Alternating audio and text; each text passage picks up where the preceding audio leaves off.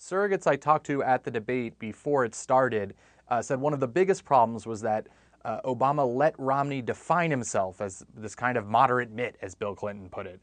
So they really needed to make sure that Obama frequently referenced his old primary position, some of his more extreme conservative positions, and he also needed to get in plenty of good attacks, be aggressive, in order to fire up his own supporters, many of whom were a bit depressed after that first debate. Mitt Romney stuck with his answer from the first debate, which was pretty effective, where he said he will cut taxes only for the middle class. He has no interest in cutting taxes for the wealthy. Obama, however, was much stronger this time around. He had a very detailed and very smooth answer about just how much this would add to the deficit and how little Romney has put on the table to offset it.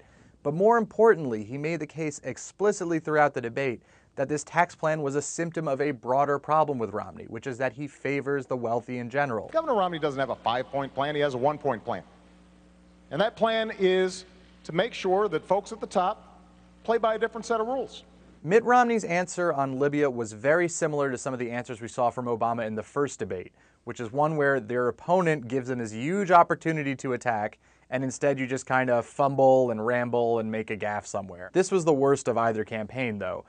Romney, who could have just gone off on Obama about security failures, about why they couldn't get their story straight in the aftermath of the attack, instead tried to say Obama didn't say something he actually did, prompting the moderator to step in and say, yes, Obama's right, while Obama got to just sit there and soak in the applause. One thing that was funny about the spin room after this debate, and perhaps telling, was that it was in many ways the mirror image of the spin room after the first debate.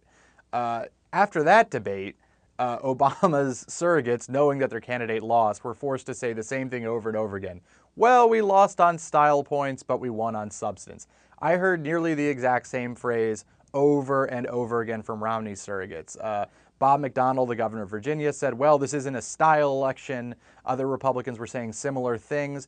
And while they didn't concede that Obama won, and the margin was indeed a lot narrower this time around, you heard a lot of that kind of spin. It's very tough to tell exactly what the effect of this debate will be. Polls aren't always clear for at least a few days. It's sometimes hard to tell how undecided voters see things like this. But what is clear, and will almost certainly happen after this, is Democratic enthusiasm should pick up. Obama was really lagging within his own party after that last debate. People were really disappointed.